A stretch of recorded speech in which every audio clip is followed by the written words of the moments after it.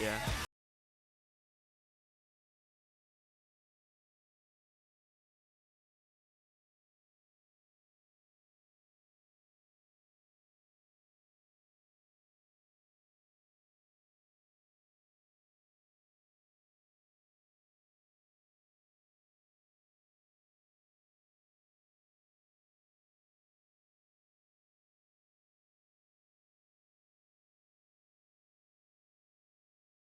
Pee during cream. That's kind of funny.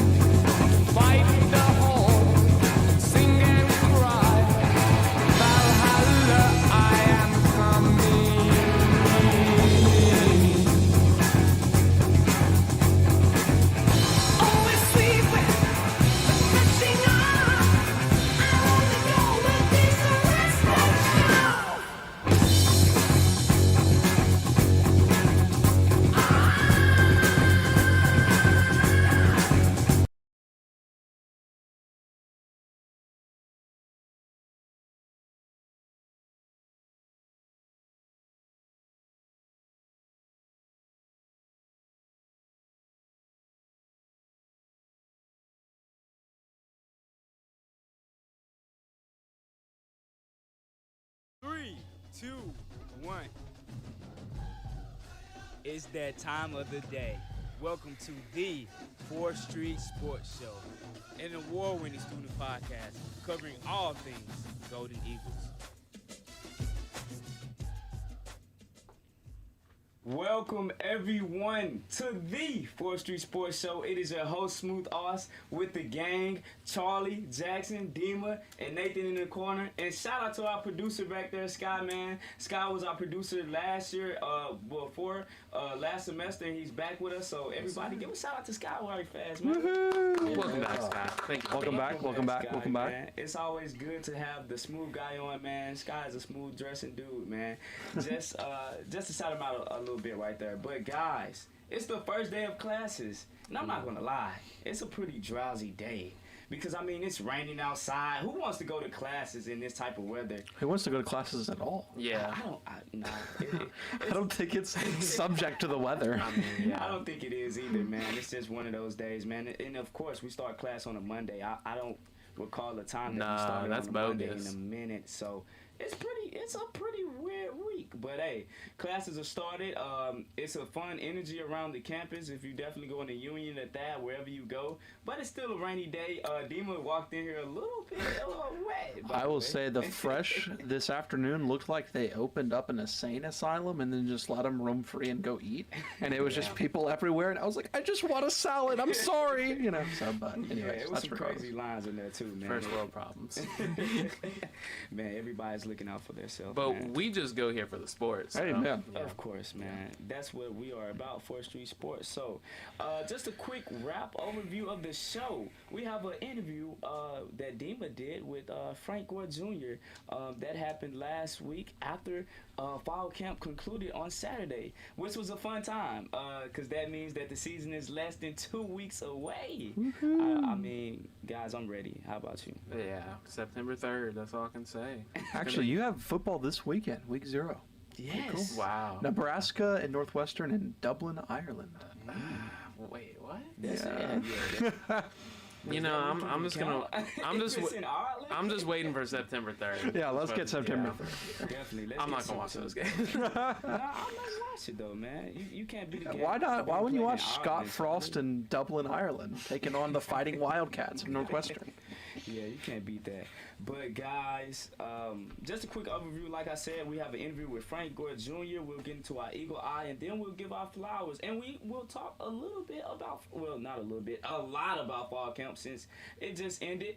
But without further ado, I'll let you take it away, Charlie, as we transition into our Eagle Eye. Yes, there are sports going on, and not in Ireland. Soccer opened their season against Mississippi Gulf Coast Community College this past Thursday and won 9-0. I thought it was a weird coincidence, but they turned around and lost 9-0 to Auburn. That's called karma right there. Yeah, so a week of very highs and lows for the Golden Eagles. A crazy statistic from that game that they lost. The Tigers outshot Southern Miss 28-4. When you back from that, because they got a bunch of SEC teams on their schedule to start their season. So 1-1 though. That's how you look at it. Yeah, moving to volleyball, they begin their season this Friday in the Crimson Tide Invitational at Tuscaloosa, Alabama. They first play former CUSA opponent UTSA at 10 a.m. and then follow that up with McNeese State at 3:30. Last year, UTSA, the Roadrunners, were 8-16 in 2021, including 2 shutout losses in Hattiesburg against the Golden Eagles. McNeese State, 18-11 last year in the Southland Conference. So that'll be an interesting contest. And then they finish against Alabama Saturday at 3 p.m. to conclude the Crimson Tide Invitational. Alabama was 10-20 last year, including a 3-2 victory over Southern Miss in last year's Crimson Tide Invitational. That was a nail biter right there. I was actually watching that live.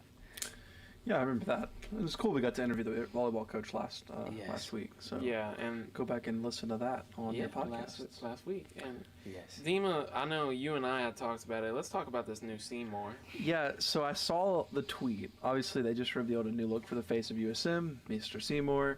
I saw the tweet, and I think Charlie, what did you tweet? It something like, well, I said great value Seymour version. But I will say that we saw the Seymour on Saturday at the fall camp scrimmage thing, and it wasn't as bad as it looked to me first look on Twitter. Yeah. So what do y'all think? I have to agree. I don't think it was that bad either. I mean, you guys kind of made it was like, oh my God, what is this outfit?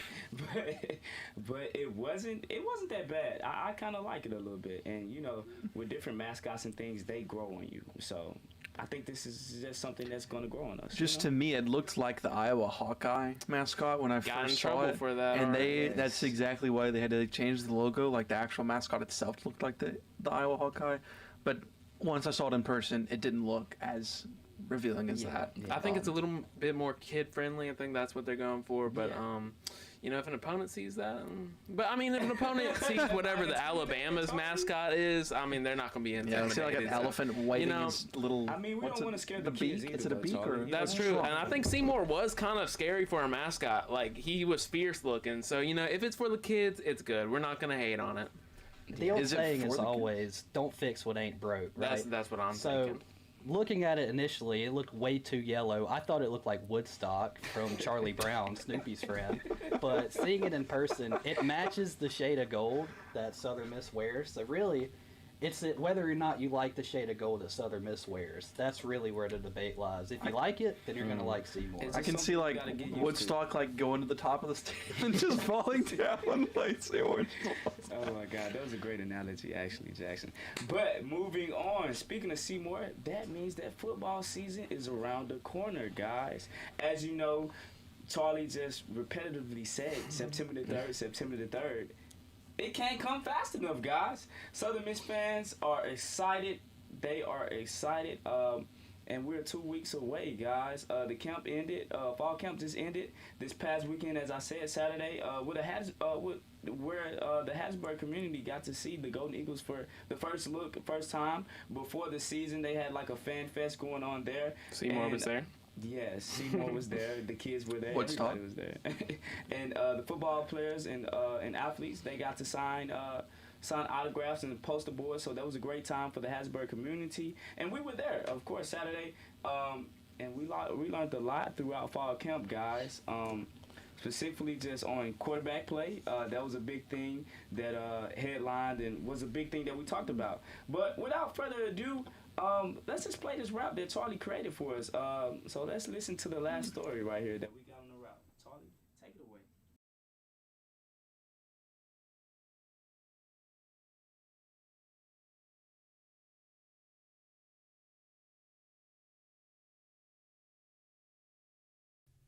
The Golden Eagles turn to the start of the season just 2 weeks away after their work in fall camp. Fall camp saw the return of familiar faces to the roster and also the emergence of new players who made their mark. Head coach Will Hall said it was a successful camp and the team will now watch the tape and work on cleaning their game up. You know, we've had a really good fall camp. We've got a lot of guys that have really grown in this time, a lot of young guys, and, you know, we'll transition now and start getting ready for Liberty. And we got some things we got to clean up and get better on. The defense shone throughout the camp, but there was a tale of two scrimmages. On the first scrimmage Tuesday, the offense had trouble completing passes. Hall said it was the worst offensive day of the camp. And come Saturday, starting QB Ty Keys and the offense were on another level. And it was great to see him have a good day today because that's the overall, you know, for us to take the next step as a program, we got to get back to being a quarterback-driven program. Now, we played great around him, right? We did some good things around him, but Ty's a great kid, and I don't know if I've ever had a day where I didn't enjoy being around him, you know, and enjoy coaching. The question now is if the unit can stay healthy so all the puzzle pieces can come together. The defense may not have had their best showing at the last fall practice, but the group showed their chemistry, growth, and new talent through the camp. Ole Miss transfer Dalen Gill was one of those newcomer standouts who has already embraced the Nasty Bunch mantra and is ready for week 1. You ready to hit somebody else yet? Oh, yes, of course. Definitely ready to hit somebody else. Can't wait to September 3rd come. The first game will be no easy task for the Golden Eagles, and Hall noted the team's underdog status. He said they will have to make sure they are fully prepared for the season opener against Liberty on September 3rd. And Tuesday, we're going to keep sharpening our blade and also start getting ready for Liberty. And because they're a great program now. I mean, you talk about one of the top group of 5 programs in America. That was words from Dalen Gill, Coach Hall, and more guys. That last line, I just want to talk about that. He said that it would be a monumental victory to defeat Liberty at home, guys. What do you guys think about that? Since the Golden Eagles are preparing now for Liberty with less than 2 weeks. Just tell me what are y'all thoughts on that last line, if y'all don't mind me asking. I mean, you remember from last season, one thing about Coach Hall is he'll always keep it real. Mm-hmm. So, I mean, he knows that Liberty is going to be a really tough task. But, I mean, you look at Miami, those first 2 weeks, I think they're scheduled for a reason. You know, Southern Miss fans are excited, but that's the top of the top competition that you're getting this season. And to start off with that, I think that, gives you your best at the front so you know what to expect later in the season. You can be fully prepared. Yeah, I think, when you look at Liberty and, it's only a 3.5 point spread. So if Southern Miss did win, it wouldn't be a quote unquote monumental upset. But I think you remember, back in 2020, what happened out there in Lynchburg. And then you're thinking about just the strength of Liberty is their defense. And so when you think about that, you think of the strength of Liberty being on their defensive line and being their linebackers, and their secondary is pretty strong. Like, Southern Miss is going to have to score if they want to stay in the game. While the Nasty Bunch and everything are great, and they've looked really well in practice, mentioned Dalen Gill, mentioned Swayze Bozeman, all these players who we're seeing just flash in fall camp, they're going to have their hands full. This is a really talented Liberty matchup. So I think just Will Hall's recognizing that, and just on the forefront, this is going to be a big win if Southern Miss wins. So that's kind of what I think. I think I agree with him. On paper, it may not be a monumental upset, but it would be a really big boost if Southern Miss actually pulled that game off.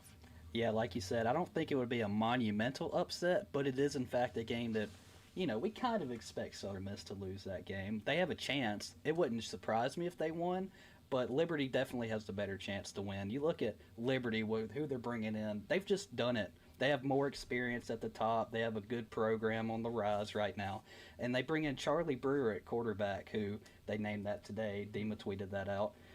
He has a lot of games under his belt, but 10,000 yards of offense. Yeah, and his stint in Utah didn't end the best, but he's still very talented. He brings experience and poise that Ty Keys does not have. So it'll just be interesting to see. And you look at Hugh Freeze. He's obviously a proven winner. Say what you want about his past. But Southern Miss alum. Exactly. But he's proven, whereas we like Will Hall, but he hasn't proven it yet, at least at the D1 rank. So it'll be interesting to see. Yeah, and I think you guys hit it on the nose with that one. I don't think it would be just a monumental victory. But I do think that starting off the season with a win, with some traction, that would be do monumental. A lot for Southern Miss right now, especially how they ended last season with the 2 wins, and we know what happened in 2020, 56-35 loss. So it would be a huge, monumental. I almost said it myself. I got sidetracked, guys. But it would be a huge victory to start off the season, and then going into Miami, we know that's a tough task.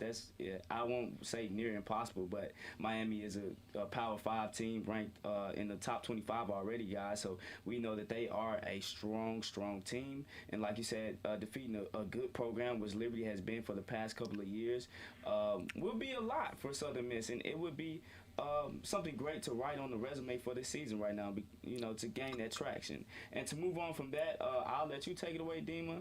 But just talk about fall camp, man, and what you've seen. Specifically, let's talk about the defense, and then we'll get into the offense, because everybody knows Ty Keys is going to be the starting quarterback for right now, and we'll see what goes on from there. But talk about the defense, man. I don't think we talk about the defense enough. Yeah, I think the best way I can show you how good the defense has been in fall camp. Now, outside of last Saturday, where Ty Keys was like 3 for 3 for 206 yards in the start, but the defense did not allow the offense to score in the Tuesday scrimmage until the 6th. I believe it was the 6th drive, 5th or 6th drive. And so that's your first, second, third teams doing it twice, Tilla Knight, the safety transfer from Ole Miss, he's looked strong. We've talked about Dalen Gill. He's looked insane. It feels like every time they hand the ball off, he's in the backfield. And then you have the linebacker core that's really strong. They're just a strong unit, and they're well coached by Coach Armstrong, who we actually had on the show a couple weeks ago. They're just such a strong unit, and they don't get enough credit for how strong they are. And as you'll see when we get into the predictions, that I think that they'll even have a chance to be stronger this year than they were last year. And last year, in the beginning of the season, they were ranked like in the top 10 of rushing defense. Yeah, and something, sorry to cut you off, but I had this written down because Armstrong mentioned it to us about still they were nationally ranked at the end of the season in some of the categories. First down defense, number 2 in the nation. Mm-hmm. And I mean, you're bringing back lots of those key guys to the unit and then adding guys like Knight and then Gale, you know, that's... I read your prediction, Jackson. I know you got something to say about the defense, but I think the defense is definitely. They say defense wins championships, but last year, you know, you saw the defense got relied on too heavily, and then I don't think any defense can withstand that amount of pressure that Southern Miss did last year. Yeah, and they kept them in every single game. Mm-hmm. Like, Southern Miss had a realistic shot to win most of their games outside of the UAB and. North Texas game. But like when they went to UTSA, they almost won that game. Yeah. And UTSA was undefeated. Yeah. You guys definitely make great points about the defense, and I'm not here to try and be a Debbie Downer or anything. Obviously, the defense is going to be good, but I would say maybe let's temper our expectations just a little bit. Maybe let's not call them the nasty bunch just yet. From what I've seen in practice, obviously on Tuesday's scrimmage, they were unbelievable. But on Saturday's scrimmage, we saw success from the offense. What I saw was a lot of missed assignments and poor tackling early on. Now, in the third down period, they stepped it up and stopped the offense. But what I've seen is just a little bit of inconsistency at times, which is hard to see. And maybe we thought the defense was so good last year because the offense was so poor. So we had to see some positives in something. But the defense, I'm not saying they're going to be bad. They're going to be pretty good, but maybe not as good as last year. They're already starting to have some injuries. Hayes Maples, the leading tackler from 2020, he is out. And defensive back D. Baker is set to miss some games this year. So it'll just be interesting to see.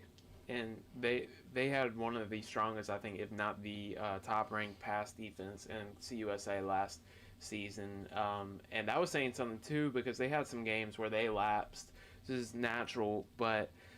when we were asking Coach Hall about, the coverage going on because the receivers couldn't catch, was seeing if that was just, missed, like, drop balls. There was plenty of drop balls, but we were just trying to see how the coverage was, and he was saying, like, outside of a couple guys, they were getting kind of burned and stuff, so we saw that Saturday, too. That was before Saturday, and that's what made me worried is because... we had seen all throughout camp defense, and then out of nowhere, like that was a completely different offense Saturday. I feel like Will Hall opened at the playbook a little bit more. And so because like they ran a beautiful wide receiver seam route. So what they did was they moved they had two wide receivers, Jacarius Caston and Antavius Willis on one side. Antavius Willis would run a post to bring the safety with them, and then they'd ran Jacarius Caston on a drag route and then seam right up the middle. Mm-hmm. So it confused this linebacker to come to guard Antavius Willis, but they'd have Jacarius Caston running free up the middle of the field. And all Tyke has to do is drop it in spread back because it's a 70-yard touchdown. And they did that twice. Yeah, so it was just Will Hall opening up the playbook more, in my opinion. That maybe Austin Armstrong and defense had. They were taking shots before they weren't even throwing the ball. Shots, yeah. I think a lot of that was too. Also, a difference between Tuesday and Saturday was that we saw more motion.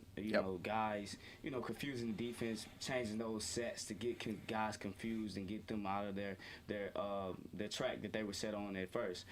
So I think that was one of the reasons too. And to go back to your point, Jackson, it's kind of a valid point, and we'll have to see. I don't want to just, just go all in on the point yet, but it is kind of a valid point that you brought up that, the defense, it's been inconsistent, during fall camp. But the thing about it is you kind of want to see that, though, because if it's just defense just one-sided, winning everything, you're nervous about the offense. I think that we saw I wouldn't say a great balance, but I think we saw a balance there that was kind of encouraging, especially for us throughout the fall camp, defense was just basically whooping on the offense. We saw it consistently, defense, and then offense came on in that last week or so. So that was kind of refreshing to see that we had the offense come on then, because the whole time, before that, it was simply defense. So it is kind of refreshing to see that inconsistency just a little bit with the offense and the defense a little bit, because it shows that, okay, this team is not just one-sided. I think if the fans had seen Tuesday's scrimmage, they would be a lot less encouraged or hyped than they are now, because Tuesday. But it was different for us to see that, because that wasn't what we were watching the whole time, and that's kind of what made me think. I know you're saying it's a positive thing, but it's like, what were we watching the whole time? Yeah. But I think each player is still figuring out everything. So we'll just have to see. You really can't determine much, but yeah, that's the hard thing about fall camp too. Yeah, I don't think you can just that much until these guys actually go up against the real opponents, Liberty, Miami, until they actually go up against other opponents outside of themselves too. But you can see who's been able to flash. Yes. And yes. I know we had some names kind of on the top of that list. Yes. Caston was one. Yeah. Especially that Brownlee was out. That last week or so. Zacarius Caston was a huge component. Was of course the number one wide receiver. He made a lot of plays. I think he had 3 touchdowns in total. Am I correct me if I'm wrong? Two? Three? He had 2. Two. Okay. He might have had 3. I forgot who scored third.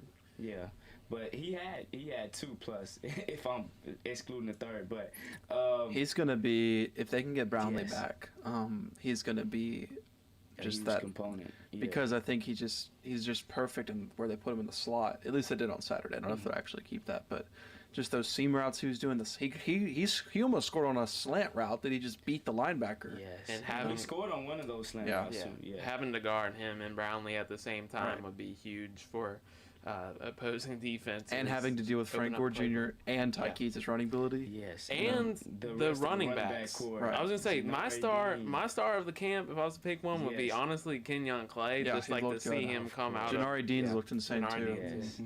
So Yes. there are a ton. I guess we're talking about the offense now, Yeah. but there are tons of skill players that they have. Lots of them were getting banged up during camp. Lots of them were out, so we didn't get to see the full offense. That was another thing. Tuesday, they were missing lots of those guys. They still were Saturday though, but I really am excited for that running back room. I think that's going to be, if they can get the blocking Yes. and keep healthy, that's a dangerous running back room. Yes, and especially talking about the blocking.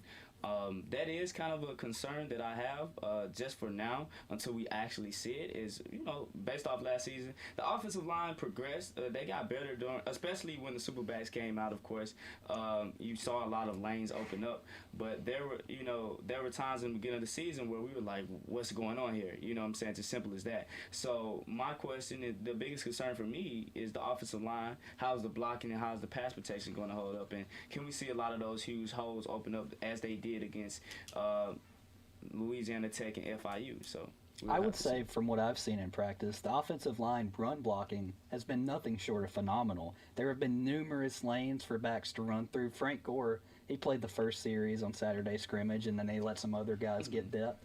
You had Janari Dean break off a huge run. Dejon Richard broke off a couple. Yes. So I've seen numerous lanes that you could drive a vehicle through from the offensive line in the run game. I think pass protection's still a little suspect. Ty Keys has looked uncomfortable a lot of times throughout camp. But the run blocking, hey, it looks good. And that's one thing about Ty, though, Coach Hall was saying, is that when he does, when there's pressure on him, he's going to run for it. And that's where a lot of his success was last season. You would see the difference between him and Trey. And Trey had some runs, too, but Ty was really scrambling, was fast to get out of there, especially against Alabama. I remember that. He came in and they were moving the chains because of that. So I think, what I think fans can be excited about is I was on the sideline on the defensive side when it was like back-to-back touchdowns, and the defense was shocked because before they were kind of like, come on, guys, you got to give us a better shot. So they brought that heat Saturday, and defense was kind of shocked. They kind of regathered, composed themselves. But there are guys on this team that can make plays. It's just, whether they can get these puzzle pieces together. Of course. Yeah, and I wonder if they're going to – I don't think they will, but I wonder if they're going to let Ty Keys be live at all during fall camp? Because you'd think that the first time he's going to get out there and run the offense, you'd think you wouldn't want it to be against Liberty. But I don't know. Yeah. That's a question we'll have to see coming up. But we'll be back from a break. We'll play a couple songs, and we'll be back with the Frank Gore interview featuring the great Dima Mixon. Back with you guys in a few.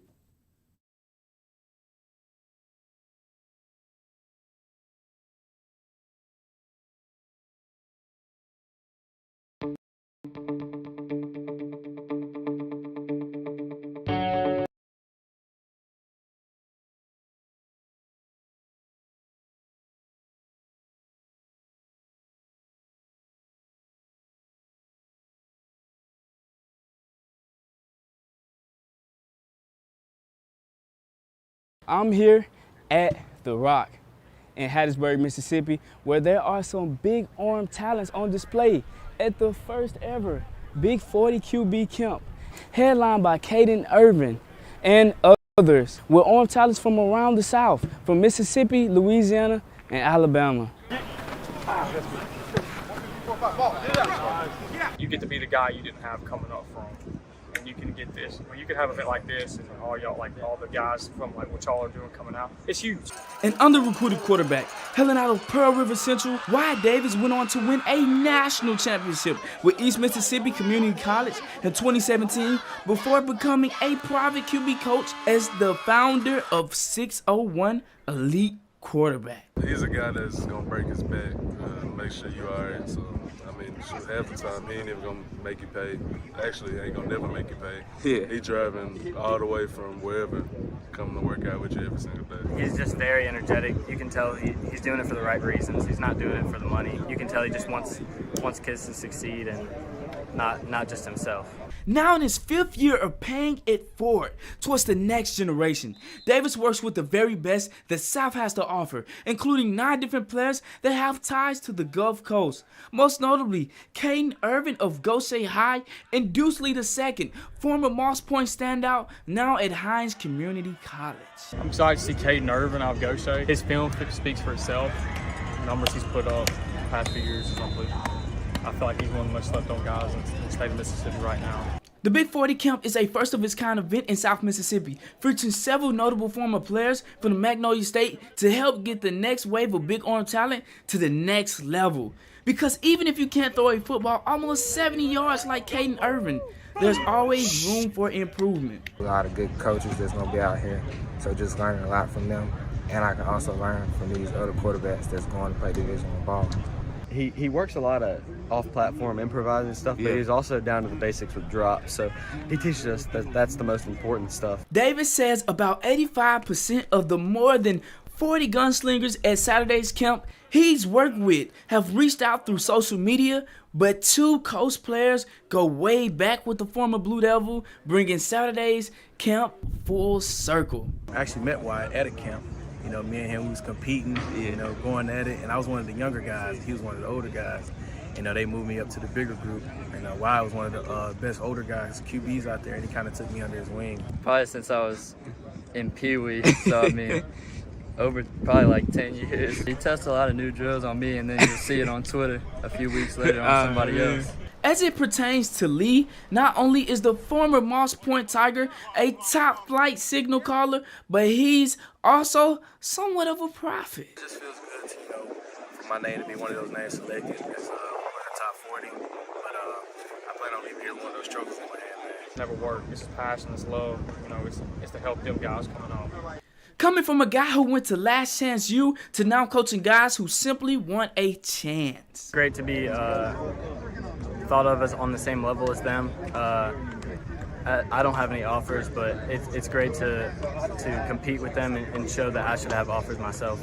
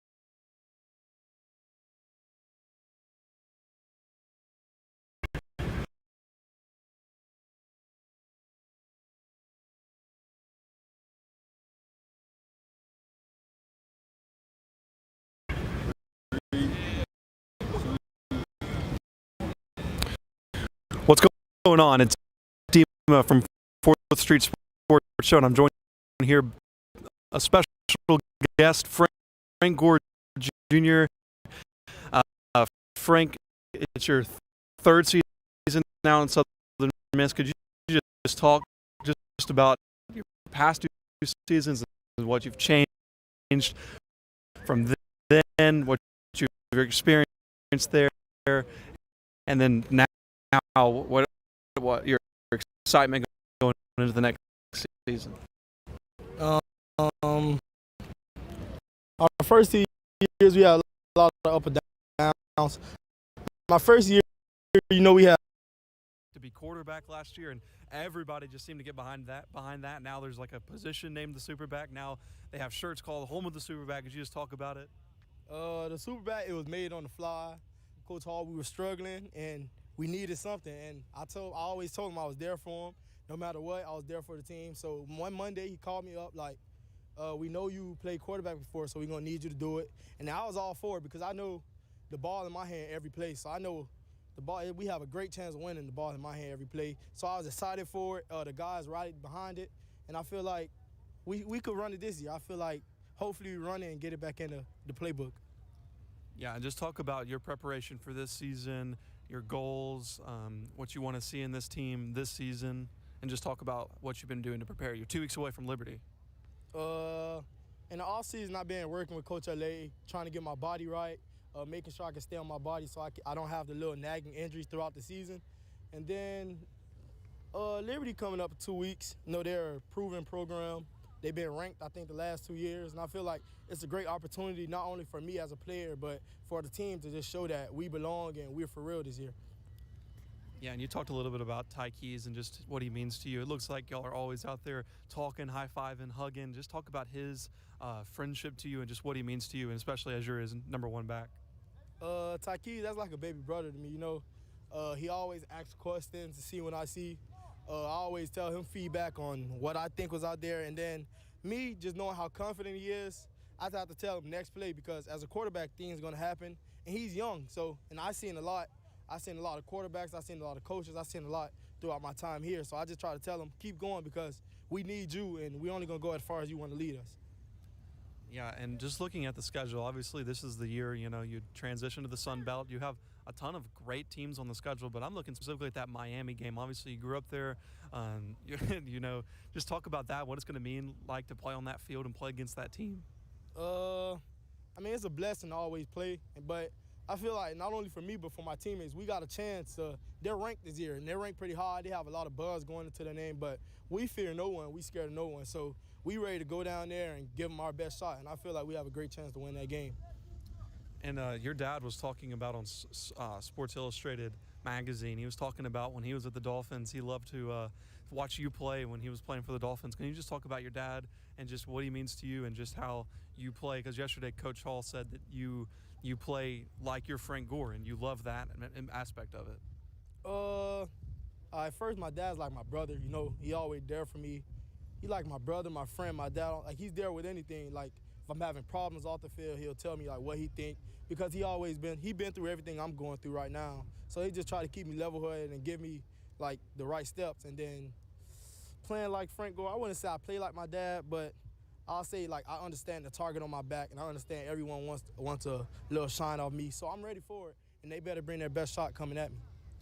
Yeah, and you've gotten a lot of national attention, like on ESPN and CBS and stuff like that. Last year, especially when you were playing quarterback, just talk about just how you deal with that, just the national attention of being Frank Gore's son, but also being your own self and being your own self as a back. It's not pressure really, or it's nothing really to it because coming here, I know what my goal was. My goal was to win a Conference USA championship, but now it's a Sun Belt championship. So we haven't been successful yet, but I know we're taking the steps to it. I know I'm blessed to have everything going around me, but I just know that my main goal was to always try to get my team to win and win every game. Yeah, and Coach Hall's talked about that attitude is everything motto, and it praised you for being really behind that. Could you just talk about just what that means to you and just what Coach Hall means to you? Coach Hall, man, that's my guy, He's with me through the ups and downs. He tells me when I'm wrong. He tells me when I'm right. He just talked me through everything. So I'm all the way in Mississippi. You know, my family's back in Miami. So he's someone I can really trust now that I'm down here. And, you know, I could call him for whatever. And I feel like our bond grew throughout the time, the first spring to now. I feel like it's going great. And finally, just give a message to the fans. What can they expect from you this season? What can they expect from the team this season? Just a message to the fans. I feel like we could expect a physical team. For the offense, I know we're going to expect a bunch of explosive plays. And I'm really excited for the team. I know we're a bunch of hungry guys, and I know we all want the same thing. So I'm really excited for this team. I hope y'all be there September 3rd. Frank, thanks so much for joining us on 4th Street. Thank you. Sponsorship comes from Southern Beverage Company, proud distributors of Anheuser-Busch and Yuengling.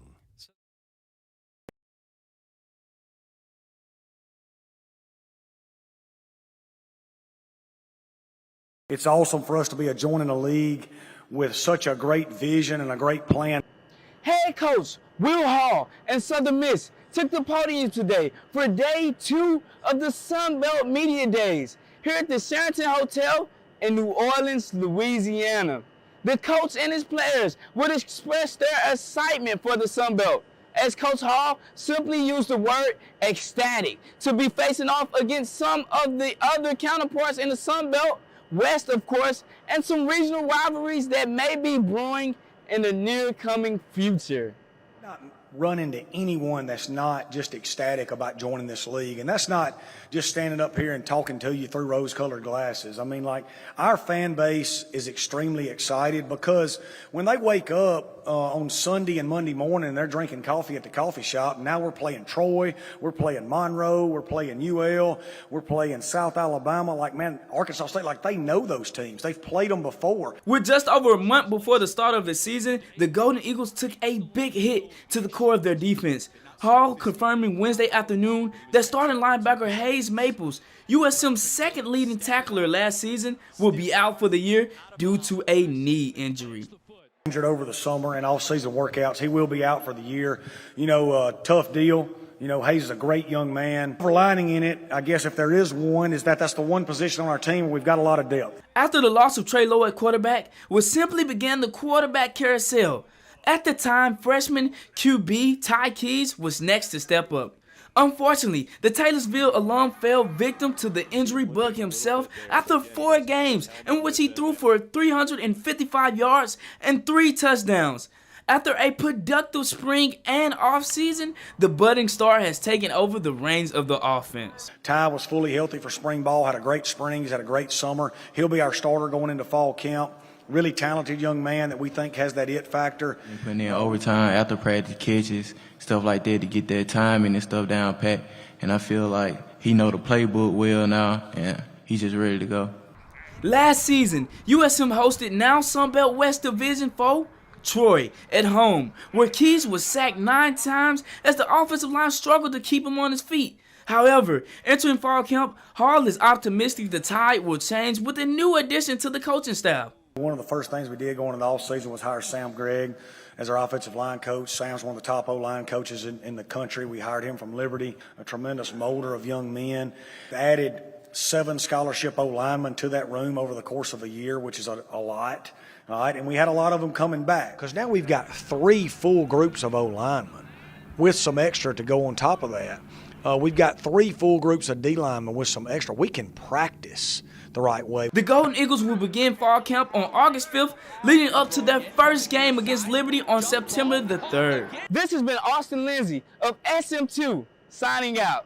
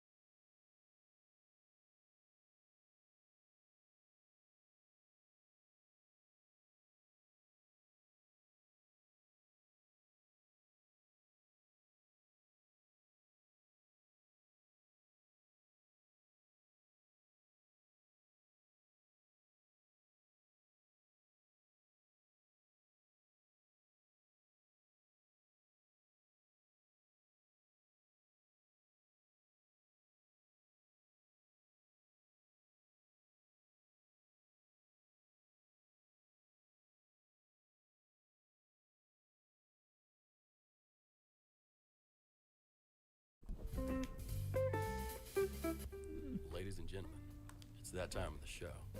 We're now giving flowers.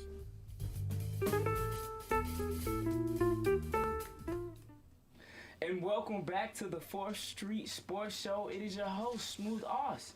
And you know what time of the day it is. We're coming to a close. It's our flowers section.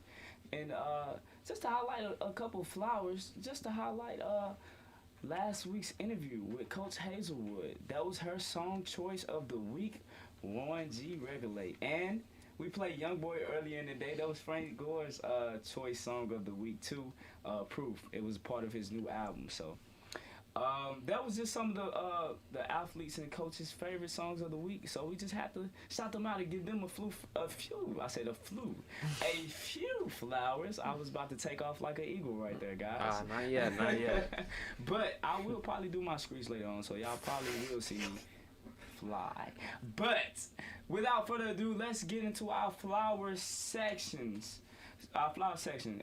Starting off with Ilana Izquierdo. I've got better, Charlie. You have. I can pronounce her name now. I feel great about myself. That was a nice little Mexican accent. Yes, well, she's actually Colombian, so. Colombian. Yeah, well, Colombian. Spain, yeah. Let's not get it wrong. Definitely. Well, she had an admirable stint. I keep thinking of other words right now, but admirable stint in the under-20 World Cup Championships in Costa Rica, where she represented her country, Colombia, guys.